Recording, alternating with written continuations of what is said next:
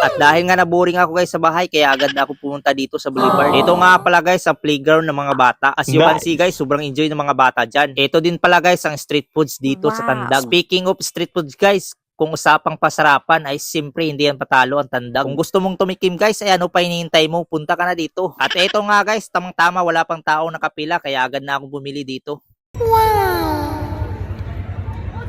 Ano ma'am, quick na ma'am isa. Isa tapos yung hotdog ini. Isa na sub.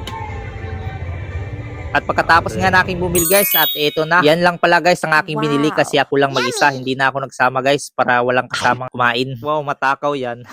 Ayan na nga guys, kinamay ko na kasi nahirapan ako dyan. Sa tuwing ako'y pumupunta kasi dito guys, ito talagang kinakain ko. Itong may hotdog at saka itong quick. At siyempre guys, hindi lang yan, may kakainin pa tayo mamaya. Kaya ito lang muna guys ang kakainin natin. Kain tayo guys. Kung pwede pa lang sana guys, pumasok itong pagkain ko. Nako, susubuan sana kita. Kaso nga lang hindi. Kaya manood ka na lang muna guys. At pagkatapos nga natin kumain dyan guys, at agad na akong pumunta dito sa next agenda natin. Ako lang pala, hindi kayo kasali.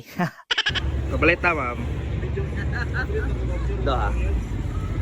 18 may 18. Natatawa nga dyan si ate guys pagkakita sa camera ko. Ayan, shout out nga pala siyo ante. At ito na nga guys, nakabili na tayo ng balot. 18 days nga pala guys ang binili ko dyan para hindi tayo makasuhan ng underage.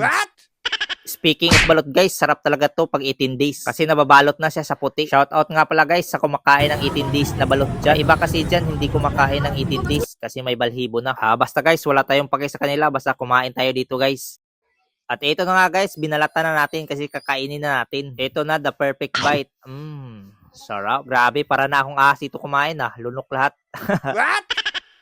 At siyempre guys, hindi yan masarap pag walang suka. Ganito talaga ako kumain ng balot guys, hindi ko inuubos pag balat para may malagayan ako ng suka. O, di ba? Hindi na ako nahirapan humigop ng suka. Kung nakarating ka pa sa part na to guys, pwede bang paki-follow and heart na rin sa video na to? Thank you. Pasensya na guys kung tumulo laway mo sa panonood dito. Sino ba naman hindi tumulo guys? Tingnan nyo naman no, sobrang sarap naman kainin ng balot. Lalo na kapag lagyan mo ng suka na manghang. Naku, makapa-extra balot ka pa talaga. Kung nanonood ka pa dito guys, maraming salamat po sa panonood. Comment ka naman sa baba para ma-appreciate ko. Thank you. At pagkatapos kong kumain dyan guys, at agad na akong bumili dito ng makakain sa bahay. Para naman makakain sila. Bugo ini mamo. Ere. Madua ka. Madua. Habang piniprepare pa nga nila guys ang ating order, ipakita ko naman sa inyo ang ganda ng Boulevard dito.